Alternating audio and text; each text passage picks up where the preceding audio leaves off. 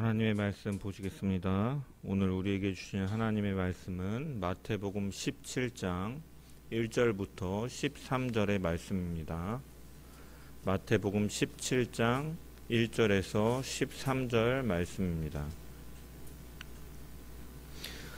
제가 하나님의 말씀을 봉독합니다. 엿새 후에 예수께서 베드로와 야고보와 그 형제 요한을 데리시고 따로 높은 산에 올라가셨더니 그들 앞에서 변형되사 그 얼굴이 해같이 빛나며 옷이 빛과 같이 희어졌더라. 그때 모세와 엘리야가 예수와 더불어 말하는 것이 그들에게 보이거늘 베드로가 예수께 여쭈어 이르되 주여 우리가 여기 있는 것이 좋사오니 만일 주께서 원하시면 내가 여기서 초막셋을 짓되 하나는 주님을 위하여 하나는 모세를 위하여 하나는 엘리야를 위하여 하리이다 말할 때에 후련히 빛난 구름이 그들을 덮으며 구름 속에서 소리가 나서 이르시되 이는 내 사랑하는 아들이요 내 기뻐하는 자니 너희는 그의 말을 들으라 하시는지라. 제자들이 듣고 엎드려 심히 두려워하니 예수께서 나와 그들에게 손을 대시며 이르시되 일어나라 두려워하지 말라 하시니 제자들이 눈을 들고 보매 오직 예수 외에는 아무도 보이지 아니하더라. 그들이 산에서 내려올 때 예수께서 명하여 이르시되 인자가 죽은 자 가운데서 살아나기 전에는 본 것을 아무에게도 이르지 말라 하시니 제자들이 물어 이르되 그러면 어찌하여 서기관들이 엘리야가 먼저 와야 하리라 하나이까?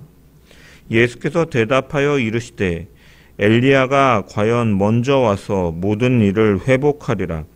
내가 너희에게 말하노니 엘리야가 이미 왔으되 사람들이 알지 못하고 임의로 대우하였도다. 인자도 이와 같이 그들에게 고난을 받으리라 하시니 그제서야 제자들이 예수께서 말씀하신 것이 세례 요한인 줄을 깨달으니라. 아멘. 말씀을 통한 주의 은혜와 평강이 모인 모든 자들 가운데 넘치기를 축원합니다. 예수님께서는 베드로의 신앙 고백 이후에 자신의 사역 중에 십자가에서 고난을 당하고 죽으시는 것이 중요한 일임을 말씀해 주십니다. 하지만 제자들은 예수님의 고난과 죽음에 대한 이 순한 예고를 이해하지도 받아들이지도 못하였습니다. 그리고 그들의 이면에는 예수님께서 죽으시는 것이 자신들에게 유익되지 않는다고 여겨지는 마음 때문이었습니다.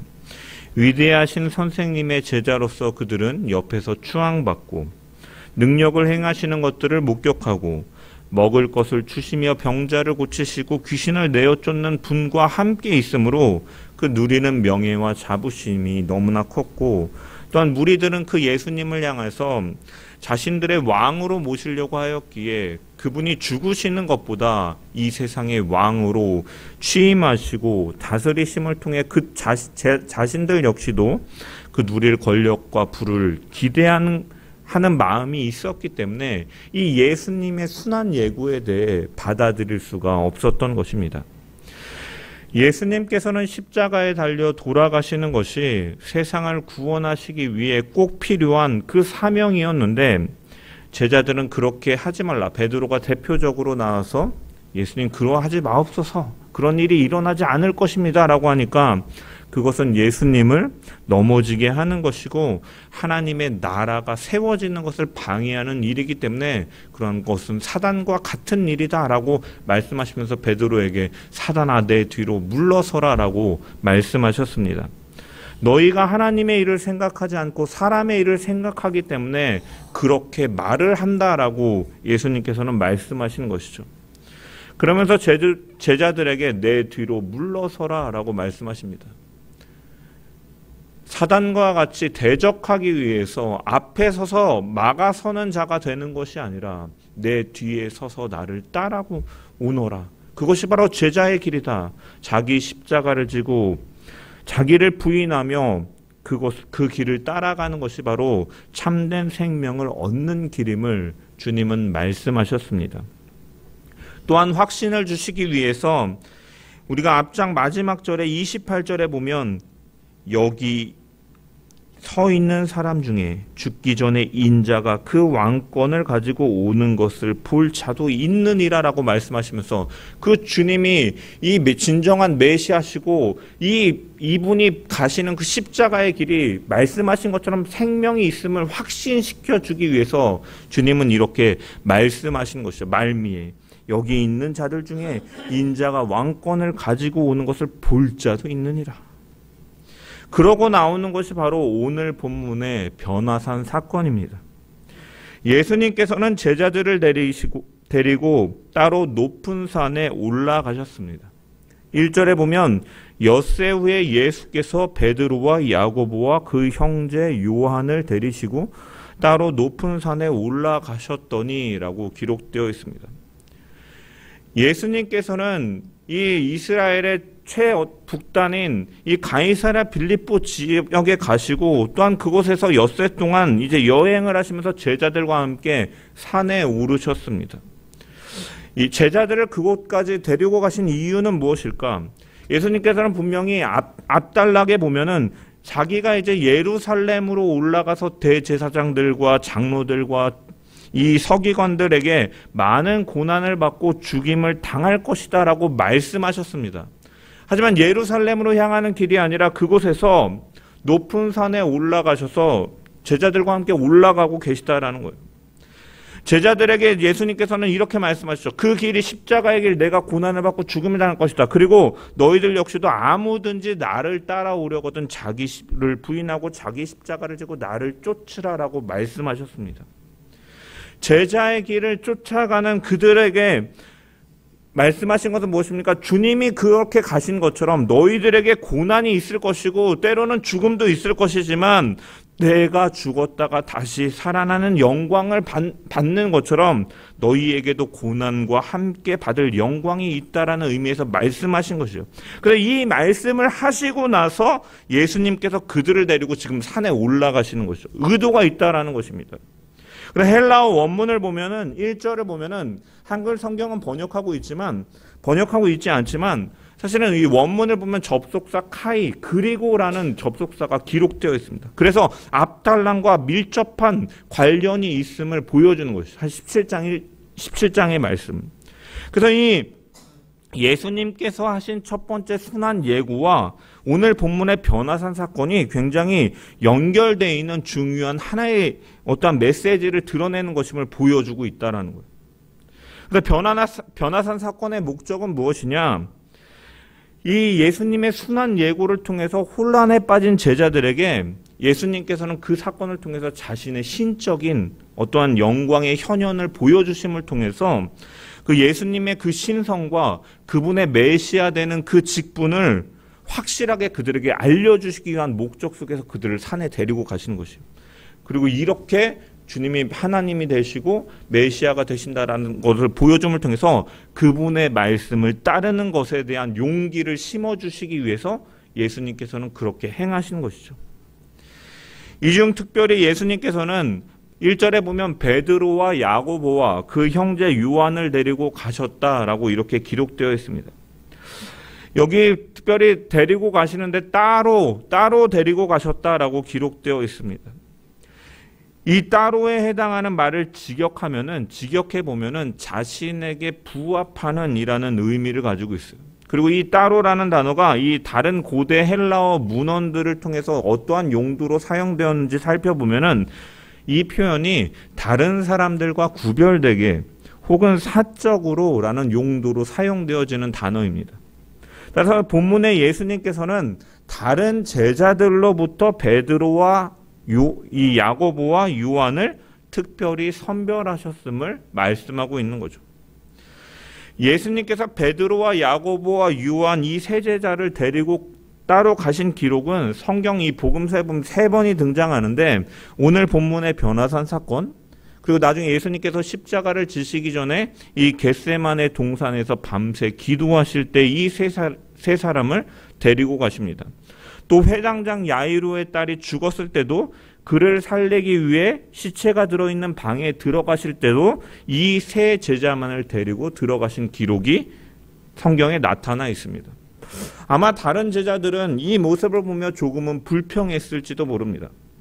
그렇다면 왜 예수님께서는 이 세 명만 데리고 가셨는가?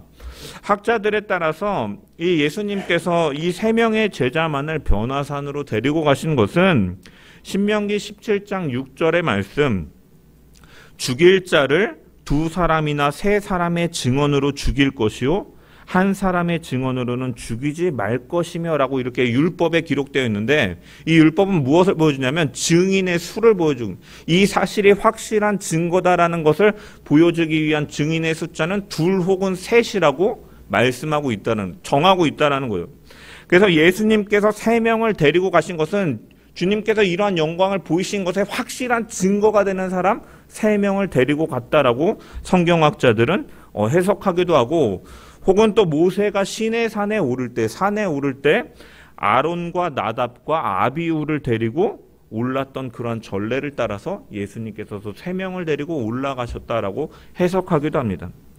또한 한편으로는 왜 예수님께서 그럼 이 세 명을 데리고 가시는 것 중에 왜 특별히 베드로와 야고보와 요한을 데리고 가셨는가 우리는 생각해 볼 수가 있는데, 이 예수님께서 이 제자들을 선별하신 이유는 뭐 성경에 밝히고 있지 않기 때문에 우리는 분명히 알 수는 없지만, 아마 이 12제자 가운데서도 이들을 각별히 주의를 기울여서 교육하시기 위해서 이러한 죽은 자를 살리시는 것, 자신의 영광의 현현을 보여주시는 것, 겟세마네 동산에서 십자가를 지시기 위해 기도하시는 이런 모습들을 보여주시는 것은 그들을 특별히 더 각별히 교육시키기 위한 의도였다라고 우리는 유추해 볼 수 있습니다.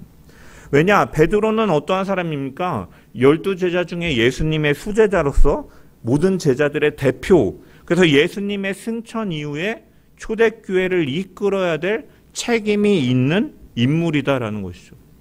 또한 야고보는 어떠한 자입니까? 큰 야고보는 12사도 가운데 최초로 순교 사명이 주어졌던 자예요. 그리고 그의 형제 요한은 어떠한 사명을 갖습니까? 사도들 가운데 가장 마지막까지 남아서 이제 그리스도의 계시를 전해야 되는 사명이 있었어요. 그가 반모섬에서 주님으로부터 환상을 보고 요한계시록을 이렇게 그 비밀을 풀어서 계시해주는 이러한 사명들이 있었다라는 것이죠. 이토록 중요한 사명을 감당해야 하는 이들이었기 때문에 예수님께서는 변화산 사건을 통해서 이 사명의 짐을 져야 될 그들에게 능력과 위로를 베푸시기 위해서 그들을 선별하여 가셨음을 우리는 유추해 볼 수 있습니다. 그리고 예수님께서 그들에게 이렇게 행하셨다라는 것은 사실 우리에게도 큰 위로가 되는 것이죠. 때로는 자신에게 맡겨진 사명과 이 십자가의 길이 때로는 과중한 것으로, 무거운 것으로, 부담스러운 것으로 느껴질 때가 있습니다. 하지만 우리는 그런 부분에서 부담을 느껴서는 안 된다라는 거죠. 왜? 하나님께서는 언제나 사명과 함께 감당할 수 있는 능력과 은혜와 위로를 베풀어 주시는 분이시기 때문입니다. 모세의 뒤를 이어서 이스라엘 백성들을 이끌어야 될 이 젊은 지도자였던 여호수아는 부담감이 있었을 것입니다. 그때 하나님께서는 그를 찾아가셔서 너의 평생에 너를 능히 당할 자가 없으리니 내가 모세와 함께 있었던 것과 같이 너와 함께 있을 것임이라. 내가 너를 떠나지 아니하며 버리지 아니할 것이다 라고 약속하셨습니다. 또한 오늘 본문에서도 이 많은 사명을 감당해야 될 제자들에게 특별히 깨우쳐 주시고 위로를 베풀어 주고 계신다는 거예요. 그들이 앞으로 감당해야 될 사명은 사실은 너무나 부담스럽고 힘들고 어려울 수 있지만 예수님께서 영광의 모습을 보여주심을 통해서 그들에게 확실한 소망이 있음을 알려주셨고, 그것이 그들에게는 소망이 되고 위로가 되고 능력이 되기 때문에 주님께서는 그들에게 그렇게 행하신 것이죠. 이와 같이 주의 길을 가는 자녀들에게 하나님께서는 때마다 시마다 필요한 능력과 위로와 환경을 열어주시는 분이신 줄 믿으시길 소망합니다. 그러므로 우리는 그러한 사명의 길을 가는 동안 우리는 부담감에 힘들어하고 어려워하기보다는 더욱더 담대하게 주를 의지함으로 그분을 의지하고 나아가며 그 사명을 감당해 나가는 주의 제자들 되기를 주님의 이름으로 간절히 축원합니다.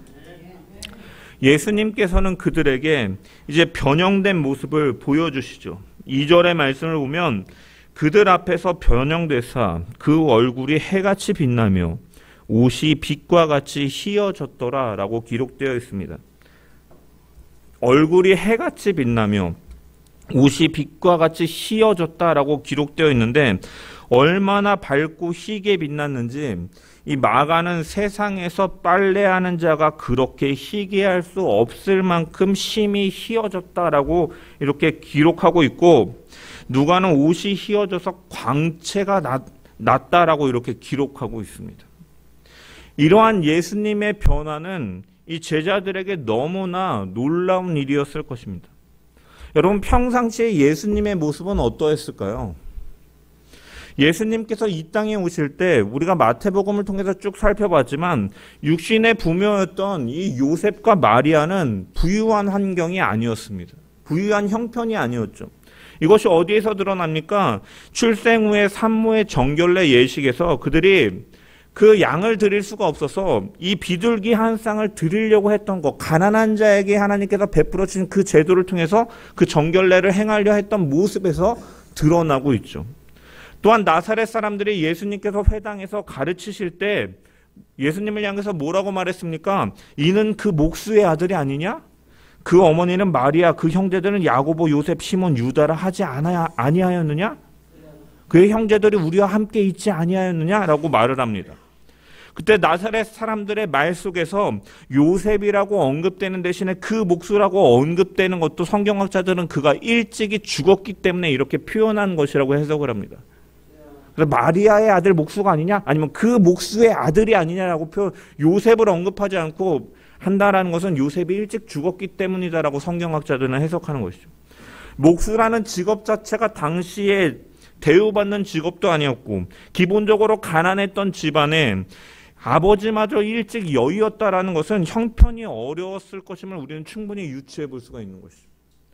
또한 예수님께서는 공생의 사역 기간 동안에도 스스로 뭐라고 말씀하셨습니까? 마태복음 8장 20절에 보면 예수께서 이르시되 여우도 굴이 있고 공중의 새도 거처가 있으되 오직 인자는 머리 둘 곳도 없다. 공생의 사역이 얼마나 어떠한 모습이었는지 예수님께서 말씀하고 계시죠. 그렇기 때문에 우리는 예수님의 이 공생의 사역을 하시는 평상시의 모습이 사실은 너무나도 초라했을 것임을 우리가 유추해 볼 수가 있는 거죠. 예수님의 이러한 모습은 구약 성경의 메시아에 대한 예언의 성취이기도 합니다. 오실 메시아에 대한 예언을 기록하고 있는 이사야 53장에 보면 그는 고운 모양도 없고 풍채도 없은즉 우리가 보기에 흠모할 만한 아름다운 것도 없으시다라고 기록하고 있죠. 하늘의 모든 영광을 버리시고 이 땅에 스스로 낮아지신 예수 그리스도의 그 비하를 성경은 예고하고 있는 것이죠. 하지만 예수님은 원래는 어떠한 분이십니까? 그렇게 초라하고 힘이 없으신 분이 아니시다라는 것이죠. 2절의 변형대사라는 말은 모양이 바뀐다라는 의미를 가지고 있지만 여기 모양이라고 번역되는 이 모르페라는 단어는 단순히 외형적으로만 변하는 것을 가리키는 것이 아니라 내면으로부터 진행되어 외적으로 나타나는 이러한 변화를 가리키는 거예요. 즉 외형적으로 예수님께서는 죄인인 인간들과 똑같은 육신을 입은 상태로 오셨지만 이제 원래 그분은 내면적으로는 죄가 없으신 하나님이시고 지금 이 순간에 변형되셨다라는 것은 죄 없으시고 신성을 가지고 계신 그분이 그 본질적인 영광을 이제 외부로 드러냄을 통해서 제자들에게 확실하게 보여주셨다라는 의미입니다. 그냥 외모적으로 만화에서 휙 한 바퀴 돌면서 변신 짠 하는 게 아니라 그 신성을 가지고 계신 그 신성과 영광을 확실하게 제자들에게 보여주셨다는 거예요. 그것을 통해서 예수님께서는 죄의 오염이 없으신 신적인 본질을 가지고 계신 분이고 모든 이들이 기다리던 메시아 되심을 보여주시는 것입니다. 이사야 53장의 말씀대로 말씀을 성취하게 하려고 주님은 인간의 몸을 입고 이 땅에 오셨고 이 땅에 계시는 동안 그렇게 초라하고 남루한 모습으로 그 사역을 감당하셨습니다. 심지어 십자가에 못 박혀 죽으셨지만 그분은 원래는 영광의 그 빛이 나는 그 얼굴을 가지시고 빛나는 옷을 입고 보좌에 앉으신 하나님의 아들이셨음을 보여주고 있는 것이죠. 그리고 주님께서 지금 앞서서 제자들에게 이러한 모습을 보여주시는 것은 제자들에게 그 사실을 확실히 알려주고 그 길을 따르게 하시기 위해서 보여주시는 것이죠. 제자들의 체험은 예수님의 변형으로 끝나지가 않습니다. 3절의 말씀을 보면 예수님께서 변형되시고 또한 그때에 모세와 엘리야가 예수와 더불어 말하는 것이 그들에게 보이거늘이라고 기록되어 있습니다. 이 모세와 엘리야는 이 구약 성경의 두 큰 인물이고 각각 율법과 선지자들을 대표하는 자들입니다. 그 모세와 엘리야가 이 예수님의 옆에 나타났다라는 사실은 예수 그리스도의 위대하심을 드러내는 것뿐만이 아니라 구약 성경 율법과 선지자들이 예고한 그 예언된 그 모든 것이 가리키는 것이 사실은 예수 그리스도다라는 것을 보여주는 것이죠. 그 나중에 제자들이 땅에 엎드려졌다가 다시 일으켜서 보았을 때 오직 예수님만 남았더라라는 것은 이 율법과 선지자의 모든 예언의 메시지들이 예수 그리스도를 계시하시는 것. 그래서 구약의 모든 성경은 바로 예수 그리스도를 통해 성취될 것임을 보여주는 것이죠. 그래서 하나님의 백성을 위한 그 하나님께서 약속하신 그 모든 언약이 누구 안에서 이루어진다? 바로 이 예수 그리스도 안에 이루어짐을 상징적으로 가르쳐주고 있는 것입니다. 그렇다면 하나님의 백성을 위한 그 언약이 예수 그리스도 안에서 이루어진다라는 것은 어떠한 의미인가? 마태복음에는 예수님께서 이 엘리야와 모세와 나누신 이야기가 기록되어 있지는 않지만 우리가 매일 성경을 통해서 살펴봤던 것처럼 누가복음을 보면은 누가복음 9장 31절에 보면 예수께서 장차 예루살렘에서 별세하실 것을 나누셨다라고 기록되어 있어요. 그러니까 예수님께서의 그 당하시는 그 고난과 죽음은 예수님이 약해서 혹은 죄인이어서 할 수 없이 당하시는 것이 아니라 그것은 이미 구약에 예언된 하나님의 말씀을 성취하는 일이다라는 것을 보여주고 있는 것이죠. 예수님은 제자들에게 그것을 먼저 말로써 알려주셨지만 좀 더 확실하게 알려주시기 위해서 그들을 변화산에 데리고 가시는 것입니다. 또한 이들은 이 두 번의 체험 이후에 또 다른 체험을 하는데 무엇을 체험합니까? 5절의 말씀을 보면 베드로가 이제 말할 때 호련히 빛난 구름이 그들을 덮으며 구름 속에서 소리가 나서 이르되 이는 내 사랑하는 아들이요 내 기뻐하는 자니 너희는 그의 말을 들으라 하시는지라 라고 기록되어 있습니다. 성경에서 빛난 구름은 하나님의 임재를 상징하는 표현이죠. 그러면 이것은 예수님이 하나님께서 함께 하시는 분이심을 나타내 보여주는 사건입니다. 예수님께서는 하나님의 사랑받는 아들이심을 재확인하고 있는 거죠. 예수님께서 세례 요한을 통해서 세례를 받으심으로 공생의 사역을 시작하신 그러한 장면과 마찬가지로 여기서도 다시 한번 하나님께서는 예수 그리스도가 하나님의 아들 독생자 되시며 그분이 메시아 되시는 것을 확증시켜 주고 계시다라는 것이죠. 그러면서 너희는 그의 말을 들으라. 모두가 그의 말을 들어야 할 만큼 그는 권위가 있으신 분임을 하나님께서는 드러내신 것이죠. 베드로 사도는 이 경험에 대해서 나중에 베드로 후서에 이것을 경험을 회상하면서 기록합니다. 베드로후서 1장 16절의 말씀, 16절부터 18절의 말씀을 보면은 우리 주 예수 그리스도의 능력과 강림하심을 너희에게 알게 한 것이 교묘히 만든 이야기를 따른 것이 아니요 우리는 그의 크신 위엄을 친히 본 자라. 이미 보았다라고 고백하면서 지극히 큰 영광 중에서 이러한 소리가 그에게 나기를 이는 내 사랑하는 아들이요 내 기뻐하는 자라 하실 때에 그가 하나님 아버지께 존귀와 영광을 받으셨느니라. 이 소리는 우리가 그와 함께 거룩한 산에 있을 때에 하늘로부터 난 것을 들은 것이라 라고 그가 회상하고 있죠. 이 변화산 사건을 회상하는 것입니다. 베드로는 이때의 경험을 그의 크신 위엄, 지극히 큰 영광, 존귀와 영광이라는 표현으로 자기에게 남았다라고 고백하고 있는 거죠. 이것은 변화산에서 제자들에게 보여주신 예수님을 한마디로 표현하면 하늘의 영광 속에 계신 하나님의 아들임을 우리가 확실히 보았다라고 증언하고 있는 것입니다. 이처럼 변화산 사건은 제자들에게 영광의 하나님이신 예수 그리스도를 보여주는 사건이었습니다. 그리고 하늘의 영광 가운데 계실 예수 그리스도께서 이 세상에 오셔서 하신 일은 다름이 아니라 십자가의 고난과 죽음이라는 것을 가르쳐 주시는 것이죠. 메시아와 십자가는 제자들이 받아들이지 못하고 이해하지 못하는 것처럼 모순된 것이 아니다라는 것이에요.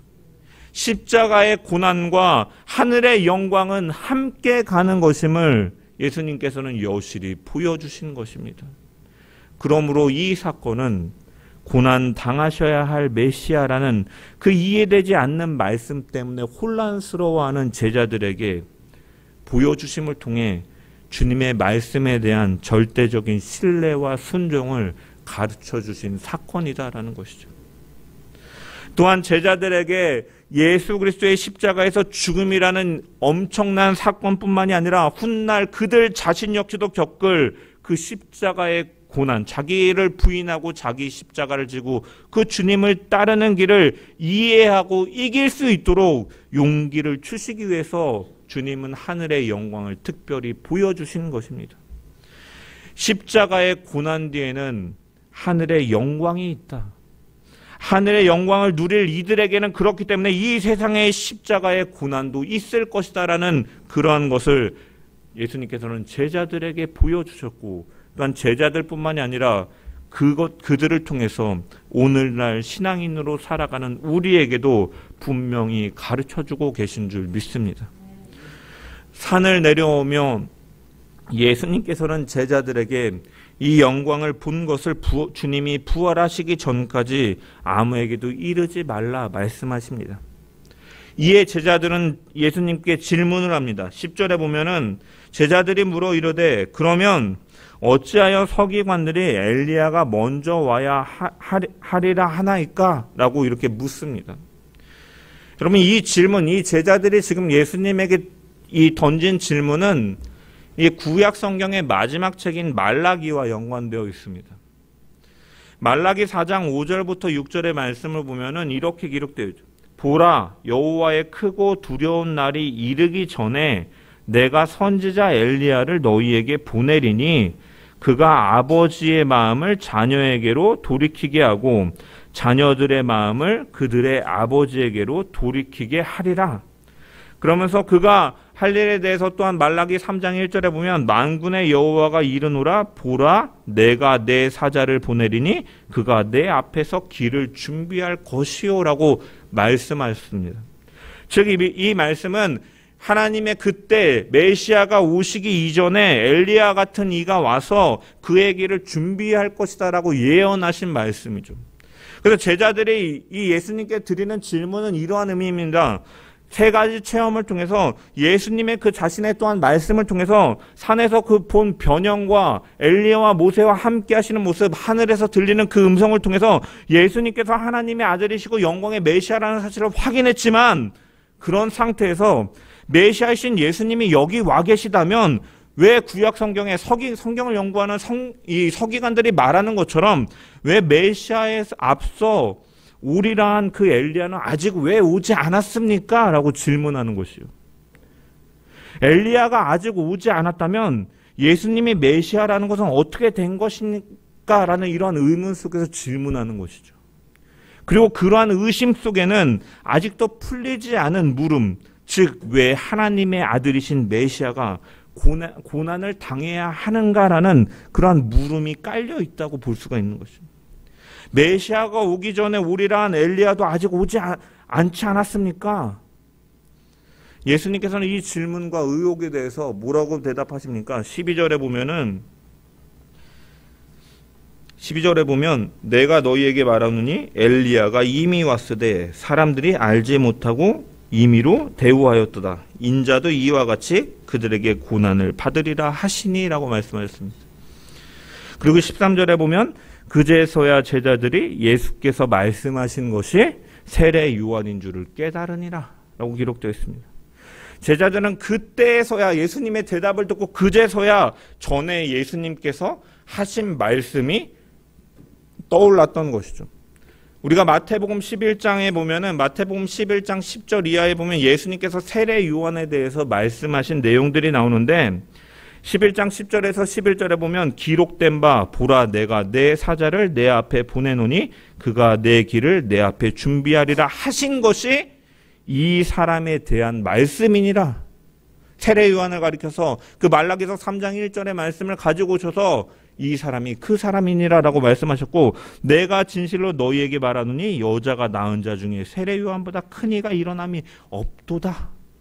그리고 14절에 만일 너희가 즐겨 받을진대 오리라 한 엘리야가 곧 이 사람이니라 라고 이미 이전에 말씀하신 것이 생각난 것이죠. 예수님께서는 세례 요한이 오리라 한 엘리야이다. 이미 이전에 말씀하시는 것이죠. 그리고 오리라 하던 엘리야가 세례 요한이라는 말은 또 무엇을 가리킵니까? 예수님께서 곧 약속된 메시아다라는 것을 말씀해 주고 계신 것이죠. 엘리야가 아직 오지 않지 않았습니까? 주님 메시아 맞습니까? 라는 의도를 가지고 제자들이 그 고난과 메시아 길이 정말 맞습니까? 주님 잘못 생각하시는 거 아닙니까? 할 때 예수님께서는 엘리야가 이미 왔다라고 말씀하시는 것은 내가 곧 메시아고 이 길이 곧 메시아가 가야 될 길이다라는 것을 다시 한번 확증시켜 주는 것이죠. 그러므로 내가 고난을 받고 죽을 것이라는 말을 너희는 이상하게 여기지 말라. 비록 내가 고난을 받고 죽임을 당할 것이지만 나는 분명히 하나님의 아들이고 메시아고 산에서 나의 그 하늘 영광을 너희에게 보여주지 않았냐. 그것이 메시아의 길이다. 고난과 영광은 함께 가는 것이다 라고 제자들에게 분명히 말씀해 주신 것입니다. 예수님께서 이 변화산 사건을 제자들에게 보여주신 것은 또한 오늘 우리에게 교훈하여 주시는 것은 자신의 영광의 하나님이시라는 사실과 그런 영광스러운 주님이 이 땅에 오신 것은 십자가를 지기 위함인 것임을 명백히 밝혀주고 계십니다. 그리고 그 죽음은 끝이 아니라 하늘의 영광이 있음을 교훈하여 주고 계신 것입니다. 또한 이 영광을 누릴 이들에게는 이 세상에서의 십자가의 고난이 있을 것임을 예수님께서는 보여주고 계신 것입니다.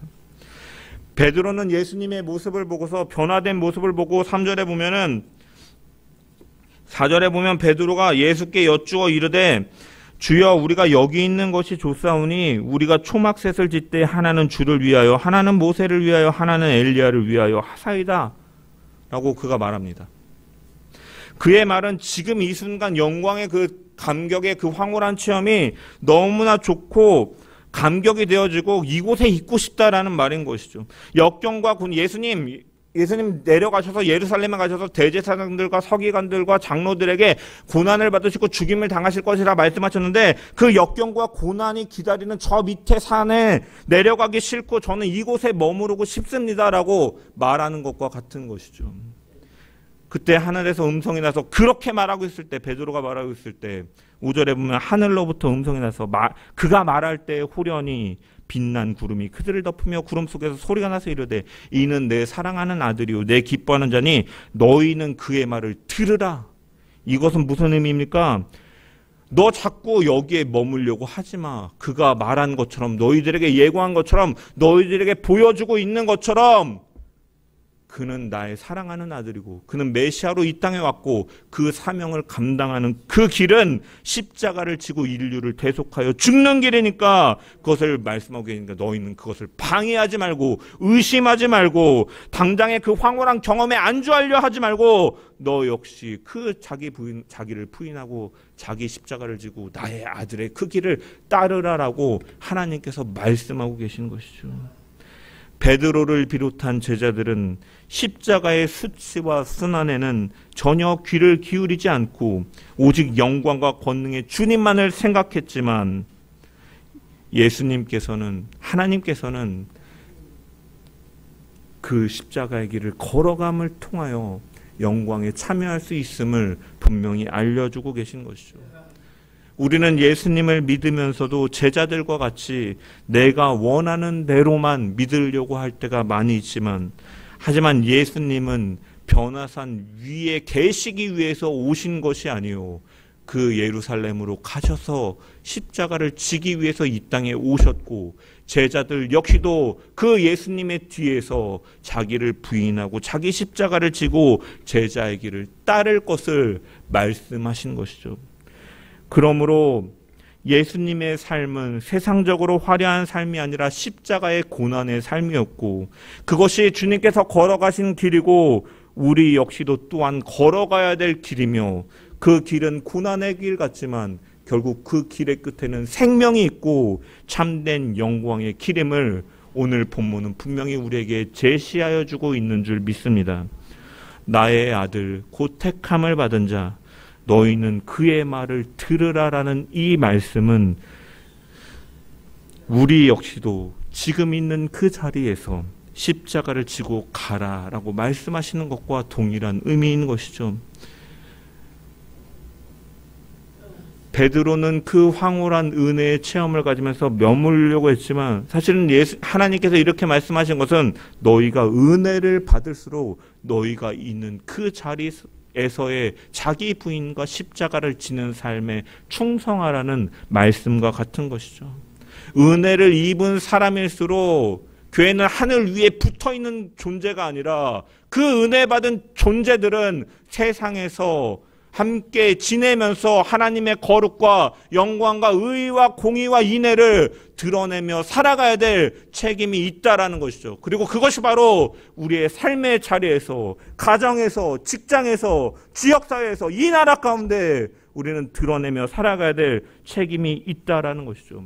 그리고 그 길이 때로는 비록 어렵게 느껴지고 버겁게 느껴질지라도 로마서 8장 18절에 생각컨대 현재의 고난은 장차 우리에게 나타날 영광과 좋게 비교할 수 없도다라고 바울이 고백하고 있는 것처럼, 우리는 주님의 고난뿐만이 아니라 영광을 바라볼 수 있는 믿음의 눈을 가진 주의 자녀들 되기를 주님의 이름으로 간절히 축원합니다. 주님의 제자로서 주님이 가신 그 고난의 길을 가고자 결단하며, 그 고난이 고난으로만 그치는 것이 아니라 그 고난이 부활로 이루어짐을, 영광으로 이루어짐을 주님께서 변화산 사건을 통해 보이신 것처럼 우리의 고난에도 영광이 따른다라는 사실을 기억하면서 각자의 십자가를 지는 그러한 삶을 새롭게 결단하는 저와 여러분 되시기를 주의 이름으로 간절히 축원합니다.